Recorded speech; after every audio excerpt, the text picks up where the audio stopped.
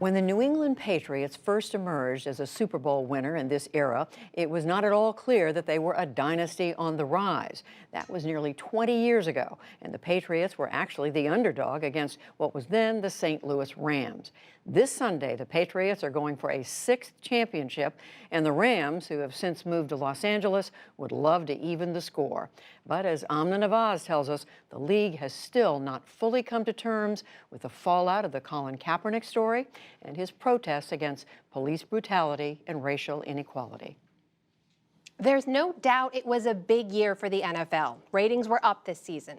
Teams scored more as offenses kicked into another gear. But the reaction to Kaepernick and how the league has responded keeps coming up. NFL Commissioner Roger Goodell had to address it. And many musicians, including reportedly Rihanna, turned down a chance to perform the halftime show, a premier event seen by tens of millions. The band Maroon 5 did agree to perform on Sunday, and they're now facing backlash of their own. Michael Fletcher of the ESPN's The Undefeated has been writing all about this and joins me now. Michael, welcome back to the NewsHour. You've written about this in your latest piece. There's two quarterbacks on the field on Sunday. There's a third everyone has been talking about, and that is Colin Kaepernick. The man rarely speaks publicly. He rarely gives interviews, if ever. Why are we still talking about him today? I mean, it's so interesting. I mean, as you point out, it's been 2 years since Kaepernick played, but yet he kind of underlies a lot of the conversation and a lot of the angst, if you will, that surrounds the NFL. Like as you point out, it's been kind of good times for the NFL. It broke a streak of ratings declines this year. The games have been exciting. The money continues to flow. But there's this troubling racial dynamic underlying the league, and I think Kaepernick represents that. The fact that he hasn't been signed, the protest that he ignited by kneeling during the national anthem, kind of revealed this kind of racial split among NFL fans. And that's something that the league is trying to hold together. And so far, so good, but it's clearly there's a tremor happening. And clearly that racial divide persists, right? We've got a league that is majority players are African-American, majority of the owners are white. There's still a lot of conversations around that. And we know Kaepernick has a grievance, right? An official complaint he's filed with the NFL saying that the owners colluded to keep him unsigned and out of the game. I want to ask you about something that Goodell actually said earlier this week, because as we mentioned, he was asked about Kaepernick and what was supposed to be a press conference about the Super Bowl. But here's what he had to say when he was asked about why Kaepernick hasn't been signed.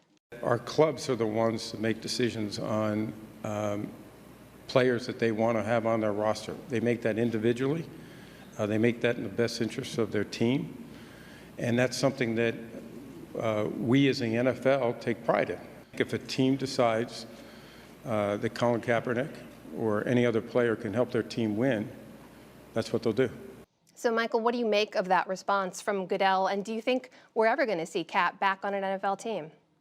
Well, you know, Roger Goodell's been saying that for the last 2 years. That's been kind of his stock response. And the league doesn't go further in talking about, you know, why Kaepernick's not on a team. But the Undefeated, we did a poll recently that sort of looked at this racial divide. I mean, black fans back Kaepernick, white fans don't back Kaepernick. You know, and you sort of have that sort of right down the line, and you talk about people turning away from the game. More white fans are actually turning away from the game because of the whole Kaepernick protest movement, if you will, than black fans, even though both sides are kind of put off. So you can understand how team owners are kind of in a bind in a sense. I mean, they're probably making a business decision, saying that we don't want to alienate fans by hiring this guy. And who knows? I mean, as far as Cap, you know, ever playing again, you know, I personally doubt it. I don't see a team signing him at this point. I think it'll be too much of a kerfuffle for them. He could well win his grievance and win tens of millions of dollars, but I don't imagine him playing. And he had a short career, but a good one, made over $40 million, and now he's kind of become almost a global figure, kind of a iconic figure, if you will, of resistance and protest. So, Michael, I got to ask you, there is an actual game on Sunday now, right? You've got Tom Brady leading the Patriots. Record 9th Super Bowl for him. You've got first-time Super Bowl quarterback there in Jared Goff on the other side for the Rams. What's going to happen? What do you think is going to happen in the game? You know, as a kid growing up, I loved Joe Namath. I was a Jets fan, so I have this antipathy toward the Patriots. But you can't bet against them. Belichick is too crafty. I think the Patriots are able to play different styles of football. Offensively, they may be able to control the ball against the Rams and ramp up time of possession. And if that's the case, I think the Rams lose. Another ring for Brady. You think experience is going to win the day, huh? I think so. Michael Fletcher, a senior writer at ESPN's The Undefeated. Thanks for being here. My pleasure.